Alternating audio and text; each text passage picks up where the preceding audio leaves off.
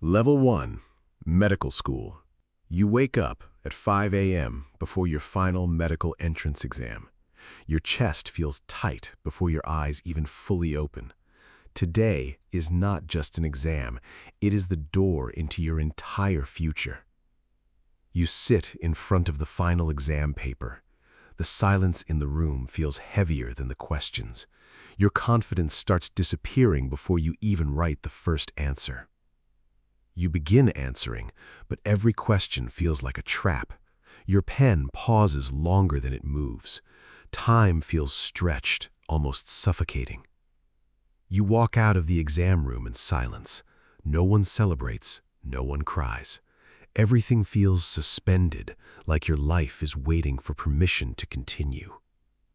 You hold your result sheet in both hands. Your fingers are too stiff to open it immediately. For a few seconds, your entire life depends on folded paper. You pass, but the relief lasts only seconds. Immediately, pressure replaces celebration. You enter medical school for the first time. The building feels bigger than it should be. Everyone around you looks like they already belong here, except you. You step inside the anatomy lab. The smell hits before anything else. Sharp, chemical, unforgettable. Your brain tries to adjust, but your instincts resist. You see the human body not as a person anymore, but your mind still refuses to fully accept it. That conflict stays inside you longer than expected. Days later, you no longer feel shock in the anatomy lab. That change happens quietly inside you, and you do not know when it started. You stop answering messages from people outside medicine. Their lives feel like they are moving on a different timeline. You slowly disappear from their world. You sleep less without noticing. Your body adapts before your mind agrees. Exhaustion becomes your new normal. A small exam failure hits harder than expected. It does not feel like a grade. It feels like a personal collapse. You begin to understand medicine is not about intelligence alone. It is about surviving pressure repeatedly, and you are still only at the beginning. You end the year exhausted, but still standing. That survival becomes your first victory in medicine, and you do not celebrate it. Level 2, First Contact with Real Patients. You walk into the hospital for your first clinical rotation. The smell is different from classrooms, heavier, more real. Today, books end and human bodies begin. You meet your first patient. They smile at you like you already know what you are doing. You don't. You place a stethoscope on a real human chest for the first time. The heartbeat feels louder than expected. It suddenly feels personal. You follow doctors during rounds. They speak fast, like everyone already understands everything. You try not to fall behind. A doctor corrects you in front of the team. You feel your confidence drop instantly, but nobody stops moving. You assist in a real procedure for the first time. Your hands are steady, but your mind is not. One mistake feels catastrophic. You realize patients don't care how much you studied. They care how you make them feel. That changes everything you thought mattered. You see your first real medical emergency. Everything becomes noise, speed, and urgency. There is no time to think. You watch a patient's condition worsen despite treatment. No one speaks loudly anymore. Only machines continue the conversation. You start recognizing patterns in suffering. Different patients, same vulnerabilities. Medicine stops feeling random. A nurse explains something in seconds that textbooks never made clear. Experience speaks faster than theory. You begin to listen differently. You miss sleep again during a clinical shift. No one reminds you to rest. The hospital assumes you already understand sacrifice. You see how fast doctors make life-changing decisions. There is no perfect answer, only the best possible choice under pressure. You begin to notice your emotions becoming quieter, not gone, just delayed. Medicine is teaching you control. By the end of clinical years, you are no longer an outsider. You belong to the hospital now, and that changes you permanently. Level 3, Residency. The system breaks you. You start residency thinking you are finally a real doctor. The first shift proves you are still at the bottom. Nothing prepared you for how fast everything moves. Your pager goes off every few minutes. You stop finishing sentences in real life. The hospital interrupts everything you are. You eat standing up because sitting feels like wasting time. Meals become something you rush, not enjoy. Your body adapts before your mind agrees. A senior resident speaks too fast to follow completely. You nod anyway. Everyone here learns by surviving confusion. You make your first real medical mistake. It doesn't hurt the patient, but it hurts you. You replay it all night in your head. You learn that silence in medicine is never empty. It usually means something is wrong, and you missed it. You start recognizing death before anyone says it out loud. It becomes a feeling first, then a fact. No one teaches you that. You realize residents sleep in fragments, not hours. 2 hours feels like a luxury. Normal life stops existing in full sentences. A nurse quietly fixes your mistake before anyone notices. She doesn't embarrass you. She just saves the moment. You deliver your first bad news to a family. Their silence hits harder than their tears. You remember that silence forever. The hospital feels different at 3 a.m. It becomes colder, slower, almost unreal, like a parallel version of life. You start speaking in medical language even outside work. Normal conversations begin to feel inefficient. You are changing without noticing. A senior doctor tells you you're improving. It doesn't feel like praise. It feels like survival confirmation. You miss important personal moments without hesitation now.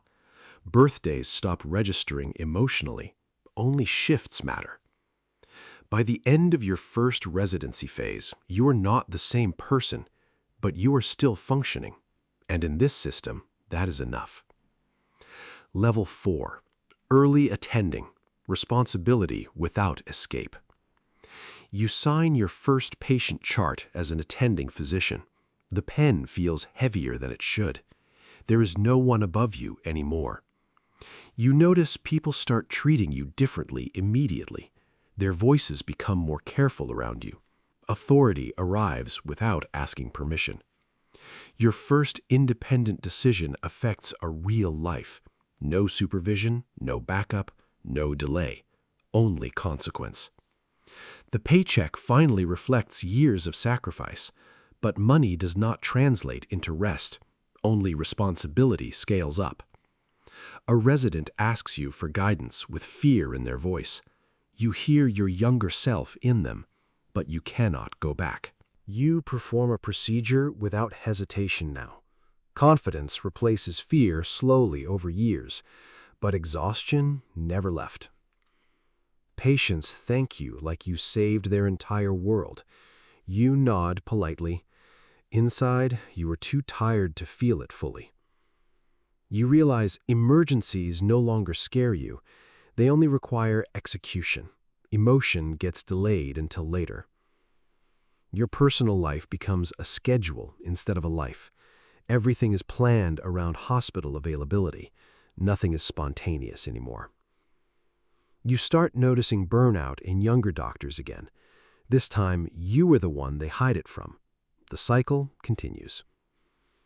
A complex surgery lasts longer than expected. Time stops meaning anything inside the operating room.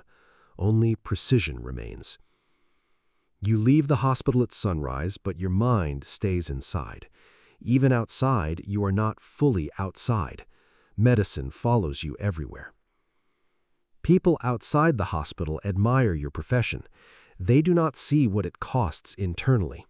You stopped explaining long ago. You finally afford comfort, but lose time to enjoy it. Luxury replaces exhaustion, not suffering. The trade was never balanced. You understand now, becoming a doctor was never the finish line. It was only the beginning of permanent responsibility, and there is no exit door. Level 5. Specialization and Identity Crisis. You choose a specialization that will define the rest of your career. It feels less like choice, more like gravity pulling you in. There is no neutral path anymore. You start mastering procedures others still struggle with. Skill replaces hesitation, but confidence quietly isolates you. You realize your knowledge now intimidates younger doctors. They hesitate before speaking around you. Authority changes even silence. A simple case no longer exists for you. Every patient becomes a complex system. You cannot switch off analysis anymore. You begin seeing patterns that others miss, but noticing everything comes with mental fatigue. Awareness becomes exhausting. Your emotional reactions become shorter, not weaker, just faster to disappear. You function before you feel. A patient asks you if you ever get tired of saving lives. You pause longer than expected before answering. Honesty feels too heavy to speak. You start leading complex cases alone. No second opinion arrives in time. You become the final voice. A successful surgery brings relief to everyone except you. You already moved to the next case mentally. Success becomes routine. You notice your personal relationships shrinking again, not due to time, but due to distance. You exist in a different mental world. Junior doctors now come to you for answers you once searched for yourself. You realize time has closed a circle. Nothing feels new anymore. You see burnout clearly in others now, because you have already passed through it. Recognition does not mean prevention. Complex cases start arriving from other hospitals. You become a last option for others. Pressure increases quietly. You realize expertise does not reduce stress. It only increases responsibility. There is no easier level ahead. At the peak of your specialization, you finally understand. Mastery does not bring peace. It only makes silence louder. Level 6. High authority. Emotional cost of power. You are now the doctor others fear disappointing. Your words carry weight before you even finish speaking. Responsibility feels heavier than authority. A junior doctor freezes while presenting a case. Everyone looks at you for reaction. You realize your silence now has consequences. You make a decision that changes a patient's life in seconds. There is no time for doubt anymore, only execution. Your schedule is fully controlled by emergencies. Personal time becomes theoretical. You stop planning days ahead. You start seeing leadership fatigue in yourself. Not burnout, but responsibility saturation. A different kind of exhaustion. A family thanks you like you're a miracle. You accept it quietly. Inside, you know how many things went wrong before it worked. You notice younger doctors copying your habits. Even your silence becomes a teaching tool. Influence happens without intention. Night shifts no longer surprise you, but they still take pieces of you, slowly, invisibly. You realize you haven't fully rested in years. Your body forgot what recovery feels like. Only pause exists, not rest. At the peak of your authority, you understand something uncomfortable. People see success, but you live with constant, invisible pressure. Level 7. Success versus emptiness. You have everything you once dreamed of. Respect, money, authority. But nothing feels complete. Your name is now known in more than one hospital. People recommend you like a final solution. You stopped feeling surprised by your own reputation. A younger version of you appears in every intern you meet. You recognize their fear instantly, but you no longer have time to comfort it. You save lives that others thought were impossible, yet the celebration fades within minutes. Then the next case arrives. Your personal phone stays silent more often than not because you are unwanted, but because your world is elsewhere. You realize you can predict most outcomes before tests are even done. Experience has replaced uncertainty, but curiosity has faded. A family cries in relief after surgery. You feel relief secondhand, not personally anymore. You attend meetings about hospital leadership. Decisions now affect systems, not individuals. The scale has changed your perspective. Burnout becomes something you observe in others, not something you admit in yourself. That is how it survives. You finally understand something uncomfortable. Success did not remove pain. It only made it quieter. Level 8. The price of becoming a doctor. You stand in the same hospital where everything started. Nothing looks different, but everything inside you is. The beginning feels like another lifetime. You pass by young students who still believe medicine is simple sacrifice and reward. You do not correct them. Some truths cannot be transferred, only experienced. A patient thanks you like you saved their entire world. You nod the same way you always do, but this time you feel nothing rise inside.